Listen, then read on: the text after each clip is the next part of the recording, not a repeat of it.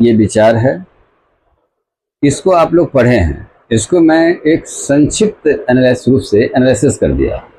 इतनी मैटर प्लेटो के बारे में आपको ध्यान में रहना चाहिए। क्वेश्चन जहां तक प्लेटो के थॉट से क्वेश्चन आएगा, इसी के मुद्दे पर आधारित होगा। अब इसको आप जितने क्लास में पढ़े हैं उसको आप ब्रॉड करके आप पढ़िए उसको। अब जैसे इसको ऐसे समझिए, प्लेटो ग्रीक यूनान का विद्वान था। सबसे पहले थॉट थिंकर्स की गणना प्लेटो से शुरुआत होता है। हालांकि विश्व में सबसे पहले प्लेटो का ही गुरु सुकरात होते थे। सुकरात ने थॉट दिया था, लेकिन उनके नाम से कोई थॉट नहीं बना, क्योंकि सुकरात को फांसी की सजा मिली थी, यानी विष का प्याला पी लिया और दुनिया को छोड़कर चले गए। इससे सुकरात के मृत्यु हो जाने के बाद इनके परम शिष्य प्लेटो थे। प्लेटो के जीवन पर बहुत बड़ा प्रभाव पड़ा, तो उन्होंने देखा कि अपने गुरु के अधूरे कार्य को पूरा कैसे करें। तो उन्होंने आदर्श राज की वर्णन के लिए एक किताब लिखा जिसका नाम रिपब्लिक था। रिपब्लिक में राजनीतिक विचारधारा का उन तमाम बातों को रखने का प्रयास किया जो सुकरात का विचारधारा था। हालांकि जब प्लेटो की रिपब्लिक में दी गई विचार की आलोचना हुई, उनके प्लेटो का हिस्से से अरस्तु थे, तो अरस्तु ने ही आलोचना किया और ही विद्वान ने आलोचना किया। तो आलोचना करने के बाद वह एक अंतिम समय में किताब लिखी, इसका नाम था लॉज, जो रिपब्लिक का जस्ट विपरीत है। रिपब्लिक में कानून का कोई महत्व नहीं दिया गया, जबकि लॉज में कानून का विशेष महत्व दिया था। लॉज में ही बताए हैं प्लेटो ने कि एक राज्य की आबादी 5040 होना चाहिए, जो वर्तमान में बड़ा अजीब गरीब लगता है। लेकिन वहीं अरस्तु ने कहा था कि राज्य की आबादी इतनी होनी चाहिए जिससे राज्य आत्मनिर्भर हो जाए। ये विचार वर्तमान में प्रासंगिक बना। तो एक गुरु शिष्य की परंपरा की शुरुआत भारत की धरती के बाहर ग्रीक यूनान में हुआ था। सुकरात शिष्य प्लेटो, शिष्य अरस्तु, शिष्य सिकंदर महान। जो विश्व विजेता सिकंदर महान था तो उन्हीं का, अरस्तु का ही शिष्य था। तो प्लेटो के बारे में विचारधारा को समझिए। परिवार विषयक साम्यवाद पहला बात। दूसरा, उन्होंने दिया संपत्ति विषयक साम्यवाद। पहला, परिवार पर ग्रीक यूनान में उन्होंने विचार दिया कि परिवार रहेगा ही नहीं, सभी स्वतंत्र होंगे, अस्थायी विवाह का कोई आधार नहीं होगा, मेल और फीमेल स्वतंत्र होंगे, लेकिन एजुकेशन सबके लिए अनिवार्य होगा। तो शिक्षा पद्धति के द्वारा समाज में वर्ग, क्लास को उन्होंने निर्माण किया।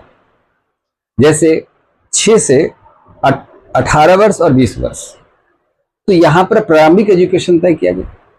जो एजुकेशन में फेल करेगा किसान होगा, और जो पास करेगा वो अगली एजुकेशन में जाएगा।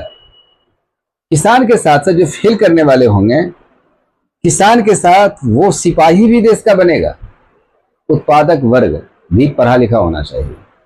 अर्थात इस साम्यवाद के भीतर में सबको शिक्षा की अनिवार्यता किया गया। फिर 20 वर्ष से हायर एजुकेशन शुरुआत होता है। 30 वर्ष की एजुकेशन, जो फेल करेगा देश का क्लर्क बनेगा, पास करेगा अगले एजुकेशन में जाएंगे। फिर 5 वर्ष विशेष शिक्षा दी जाएगी, जो फेल करेंगे राज के समान अधिकारी होंगे। और 35 वर्ष के बाद जो पास कर रहा है उसे 35 वर्ष के बाद 15 वर्ष के लिए राज भ्रमण के लिए छोड़ा जाएगा, ताकि राज की क्या समस्या है आपको समझना है। और 50 वर्ष में परीक्षा होगा, जो फेल करेगा राजा का सलाहकार बनेगा, जो पास करेगा वो दार्शनिक राजा बनेगा। इस साम्यवादी व्यवस्था का अभिभावक वर्ग के रूप में दार्शनिक राजा को बताया है कि दार्शनिक राजा ही राज सत्ता की कमान को संभाल सकता है। संपत्ति विषयक साम्यवाद में संपत्ति सिर्फ किसान के पास में होगा, लेकिन दार्शनिक के पास में जो राजा संवर्ग हैं उसके पास में कोई संपत्ति नहीं होगा। आप एक हॉस्टल में रहेंगे और राज की कार्य वहां से संपादन करेंगे, आपके लिए कोई संपत्ति नहीं होगा। क्योंकि संपत्ति और परिवार ये दो मुद्दे ऐसे हैं जो प्लेटो ने कहा कि करप्शन को बढ़ाएगा, भ्रष्टाचार को बढ़ाएगा। इसलिए भ्रष्टाचार पनपेगा ही नहीं। सभी व्यक्ति राज्य का है और सभी व्यक्ति राज्य का ही परिवार का सदस्य होगा। व्यक्तिगत परिवार बनाने का अधिकार प्लेटो ने नहीं दिया। अब ये बात उनकी आलोचना होती है कि कैसी समय बात बना रहे हैं, जब परिवार नहीं रहेगा तो लोग मन से काम नहीं करेगा, इनकी आलोचना हुई है। तो लॉज में उन्होंने कहा कि नहीं, कानून विषय का अवधारणा पर बल दिया जाए। तो ये साम्यवाद में परिवार और संपत्ति विषयक व्यवस्था का आधार बनाया। प्लेटो ने दार्शनिक राजा का होना अनिवार्य बताया। उन्होंने एक शब्द बताया है, हमारे नगर राज्यों में तब तक कष्टों का अंत नहीं होगा, यानी हमारे नगर राज्य के भीतर बहुत सारे कष्ट है, क्योंकि एथेंस और स्पार्टा आपस में लड़ रहा था, इससे युवा वर्ग की संख्या कम होती जा रही थी, तो बहुत सारी गंभीर समस्याओं से जूझ रहा था। कष्टों का अंत नहीं होगा जब तक कि दार्शनिक राजा नहीं होते हैं, या इस संसार के नरेशों और युवराजाओं में दर्शन की भावना और सत्ता न होगी। यानी नरेश और युवराज में जब दर्शन की भावना आ जाएगा तो निश्चित रूप से वह जो सत्ता होगा वह सत्ता बहुकेंद्रवाद की ओर बढ़ेगा और केंद्रवाद की व्यवस्था खत्म हो जाएगी। यह बात कहा कि नगर राज्य का कष्ट का समाधान आसानी से हो जाएगा, किसके द्वारा? जो दार्शनिक राजा हो, दर्शन का गुण होना चाहिए। एक राजा में दर्शन का गुण जब तक नहीं आएगा, युवराज में दर्शन का गुण जब तक नहीं आएगा, तब तक राज की कष्ट यानी समस्या का निदान नहीं हो सकता है। उसके बाद उन्होंने कहा कि जहां राजा सद्गुणी है वहां एक इसी प्लेटो के संदर्भ में कन्फ्यूशियस का यह विचार है, वो भी एक बहुत बड़े विद्वान थे। उन्होंने कहा कि जहां राजा सद्गुणी है, राजा सद्गुण संपन्न हो जाएगा, यानी दार्शनिक राजा में सद्गुण संपन्न होना स्वाभाविक है। तो प्लेटो ने बताया सद्गुणी है वहां कानून अनावश्यक है। जो सद्गुणी राजा में के शासन में कानून की कोई अहमियत नहीं है, कानून की कोई आवश्यकता नहीं है। जहां राजा सद्गुणी नहीं है वहां कानून निरर्थक है, यानी राजा ही भ्रष्ट हो जाएंगे, तो वहां कानून किसी काम का नहीं रहेगा। यह बात कन्फ्यूशियस ने प्लेटो के संदर्भ में कहा है। प्लेटो के आदर्श राज बनने के लिए सारी शर्त होना चाहिए, जिसमें मैंने पॉइंट में लिखा है: दार्शनिक शासन, न्याय, वर्ग, शिक्षा व्यवस्था, साम्यवादी व्यवस्था, महिला पुरुष की समान अधिकार और सर्वाधिकारवादी राज। ये 7 तत्व कम से कम चाहिए जो आदर्श राज का निर्माण कर सकता है। इस आदर्श राज का वर्णन प्लेटो ने अपनी पुस्तक रिपब्लिक में किया है। अब यहाँ वर्ग जो दिया है, यहाँ एक बात भी यहां से व्याख्या कर लीजिए कि वर्ग 3 बताया है: शासक वर्ग, सैनिक वर्ग और उत्पादक वर्ग। यही राज का आत्मा का निर्धारण करता है। जैसे आप में साहस, इंद्रिय साहस, धैर्य, तृष्णा, ये सारे गुण जब मिलता है तो कहते हैं कि आत्मा का निर्माण करता है। आत्मा का यही 3 गुण राज की बृहत आत्मा का निर्माण करता है। इसलिए व्यक्ति के संयोजन से ही राज का निर्माण होता है, और राज का निर्माण बनने के लिए यही राज की आत्मा से ही राज के शासन व्यवस्था के रूप में एक व्यक्ति आत्मा का रूप धारण करके विशाल और बृहत आत्मा के रूप में राज का निर्माण करता है। इस संदर्भ में आगे उसकी और भी आगे जाके व्याख्या हुआ जो आत्मा के बारे में वहां दिए हैं। वेपर ने बात कहा कि उचित नेतृत्व, उचित सुरक्षा, उचित पोषण आदर्श राज का अपरिहार्य तत्व है। कोई भी राज आदर्श राज बनता है तो वेपर के स्टेटमेंट के अनुसार उसका लीडरशिप बेटर होना चाहिए। उचित नेतृत्व, उचित सुरक्षा, राज के नागरिक की सुरक्षा की व्यवस्था हो। इसलिए किसी भी शासक का पहला दायित्व तो अभी भी है कि जनता को जनार्दन की आप सुरक्षा दे सकें।